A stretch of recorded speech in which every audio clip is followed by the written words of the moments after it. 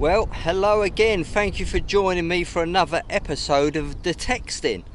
You know the score. You text me the questions, I try and do the answers. It's not about treasure, it's about the Q&A. So, without any further ado, let's get cracking. Today I'm on a ploughed and settled field. We've had quite a bit of rain recently and it's settled the field down quite nicely. Although, I warn you in advance, this isn't a very productive field, so if you've tuned in to see treasure, you've probably come to the wrong place. Iron. Oh, there we go again. We've got another text coming through. Andrew. Hello, Andrew. Gary, can you tell me why people in Australia and the gold hunting areas use a plastic scoop? Why do they not use their hands to find gold nuggets? I know exactly what you mean, Andrew, because you see on the Australian videos people waving this little plastic cup full of dirt over their coil. Now there's a good reason for that. Let me explain. Frequencies. Now if you're using a higher frequency, probably above 40 kilohertz, the detector will pick up your blood. Perhaps it's the iron in your blood, I'm not 100% sure, but it will pick up your hand. So if you can imagine you've got a tiny little nugget in your hand, it's going to give the same target signal as the blood in your hand. Let me demonstrate quickly. Here we go. Right, I've got the XP Deus and it's running on the preset 14 kilohertz. This is my hand, no metal on it. There's absolutely no signal there. Now if I go up to the 31 kilohertz, I'm getting a little bit of a signal from my hand. Now if I go one more to the 50 kilohertz, there you go. So you can imagine if there's a little flake of gold in the dirt, you're not going to know what's the gold and what's your hand. This is even enhanced if you're using the elliptical coil because it goes up to 80 kilohertz. So there's absolutely no chance of finding a nugget, and this is why they use the small plastic scoops with the dirt in it to get the signal. No name. Will the 13-inch coil fit in the XP backpack? Absolutely no trouble at all. The 13-inch coil along with the other coils fit in the XP backpack absolutely perfectly, so don't worry about that. Here we go. Terry. Gary, what's the best settings for ploughed fields? A factory preset settings okay, or a custom program's better? Good question, my friend. It all depends on you, but I think the factory preset programs do a really good job, especially if you're new to the XP. But custom programs could give you that extra little bit of an advantage, because let's face it, when you're out in the field you need to do the best to create your opportunities, and a custom program with a few more tweaks can indeed create the opportunities and lead to more targets. But only make adjustments if you're confident in the machine, and then hopefully it will pay off. Now this is getting interesting. Can you hear all the iron feedback and the buzzing coming through? That could be a sign if we're walking over an interesting little patch. It's always worth slowing down and just concentrating a bit more. This has got to be a coin. Getting a steady 89, I think it is. We're getting a solid 89 and a dead straight line, so do you know what, that could be something good. It could easily be something good. Let's have a look.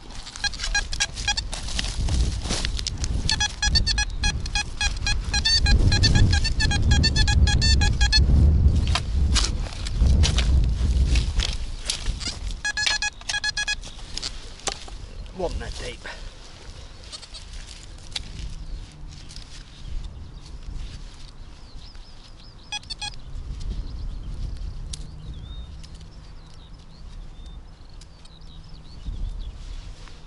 There you go, we got a coin at last.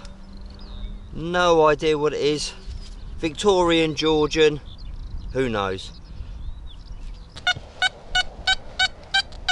83, 82.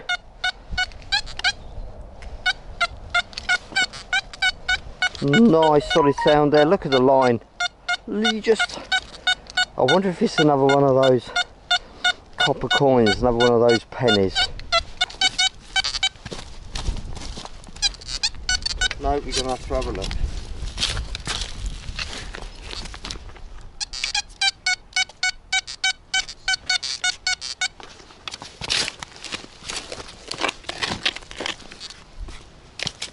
Second spade. Oh, bit of iron there, look, can you hear it?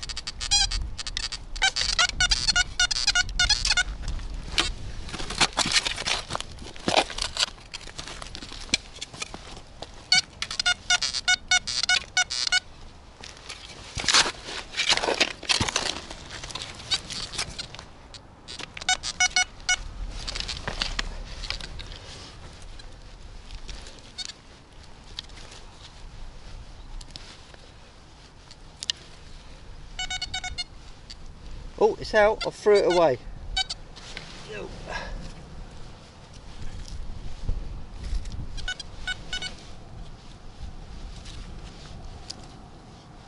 Oh, yes.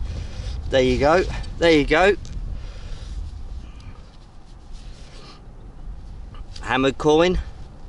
Neil said there was a few around this little patch. I think it's a Lizzie, something like that, Elizabeth. Might even be a date on it there. Something 82. What a brilliant little find. Hammered coin. Seems like it's been forever since I found one of these, to be fair with you.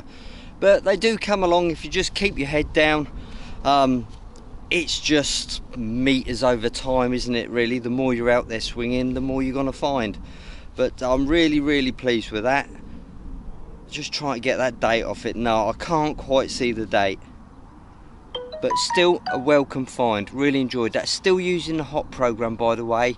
No adjustments, only the audio response is up to 5. Here we go, Glenn. Gary, can you tell me, is the XP Deus Gold Mode and the ORX Gold Mode the same? Well, Glenn, there is one major difference on the ORX Gold Mode, and that is the iron tone. You've got an iron volume on the Gold Mode, but you can turn it on or off if you don't want to hear it. But I find the iron tone is a real plus when I'm using the Gold Mode. The Deus doesn't have the iron tone, it just has the standard Gold Mode. But this iron tone is a nice little touch, so in that sense they are slightly different. If I had to choose a Gold Mode, Deus or ORX, I think I'd go for the ORX, but I haven't yet used the ORX on the proper goldfields in anger yet. Oh, look at this. Perfect line, look, again. Yeah. 81. Want to have a guess? Coin? Halfpenny. Double bleeping, so I don't think it's particularly deep.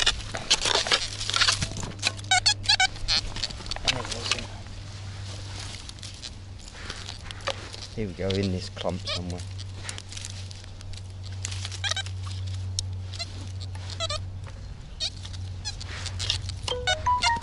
Just thrown it away. Oh look, that looks like a bag seal. Gary, can you tell me what are the best headphones to use in winter conditions? I like to use the WS5 headphones because they keep the wind out. That's from Damien. Damien, I've got a couple of ideas here regarding the headphones. WS5 headphones are a good idea for keeping the wind out, the full cup headphones, but I like to use the WS4 headphones most of the times, as you'll see on my videos. But when the weather gets really bad, a good idea is to go for the earbuds. I know XP do some earbuds which go in your ears, but also Bose do a good headphone if you want to spend a bit of money. I think they're called Bose SportLink or something. They're about 50 quid. I got mine for about 50 quid off eBay. Some places want about 90 quid for them. But if you do buy them, make sure you get the Android ones, not the Apple ones, because the Apple ones are very, very quiet apparently, so go for the Android ones. I think they're called Bose SportsLink.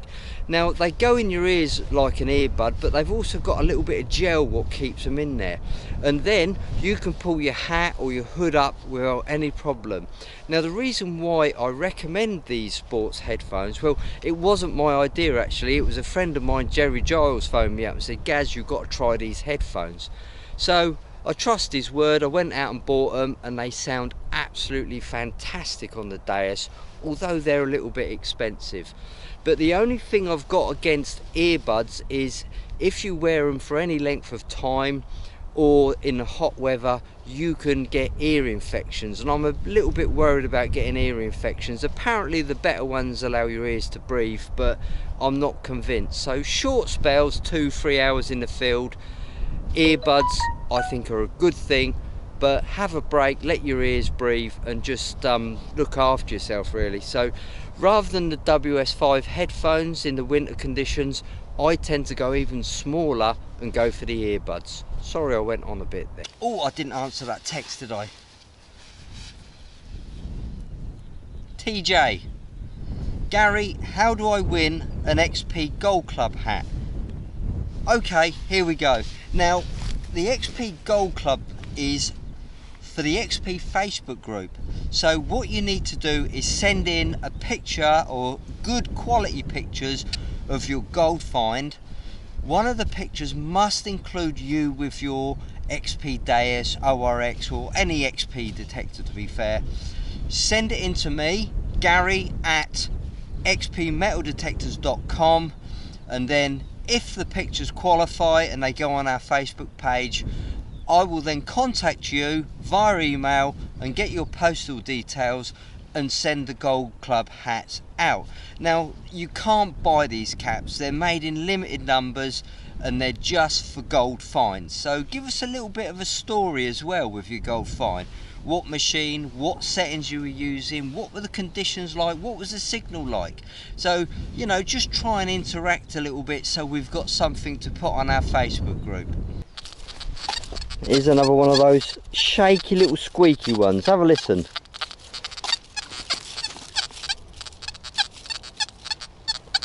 Nothing on the screen, but there is definitely something worth investigating, I'd say. Getting better actually. Let's have a look.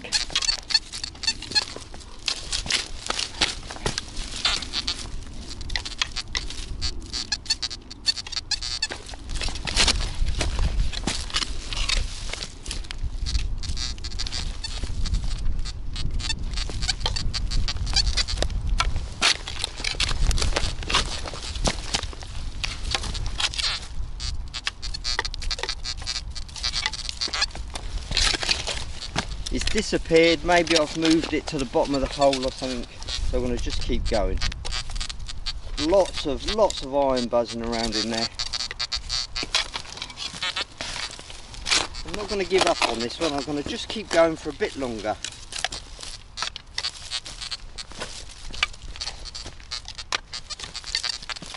Maybe the probe can help me out.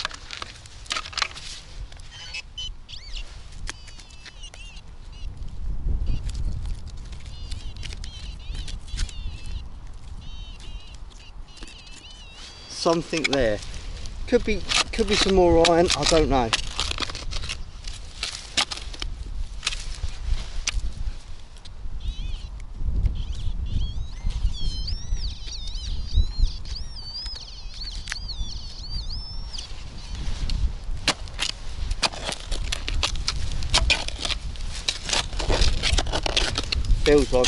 Feels like iron to me. It could be flint.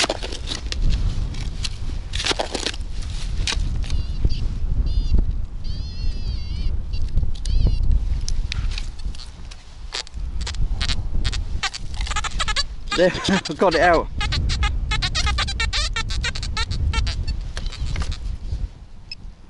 So it was worth investigating after all.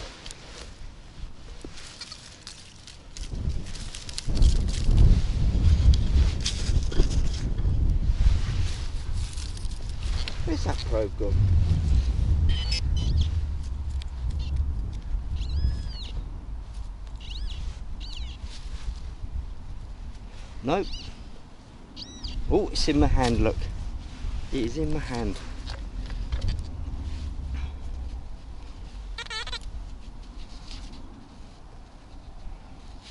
Oh, it's shiny.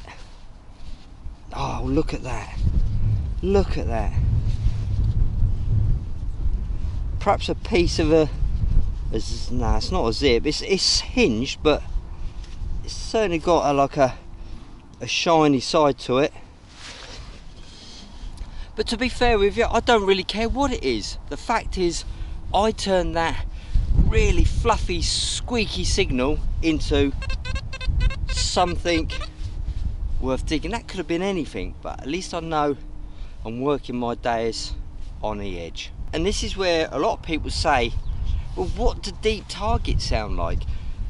That is what a deep target will very often sound like. So just play that back and just memorize it a little bit.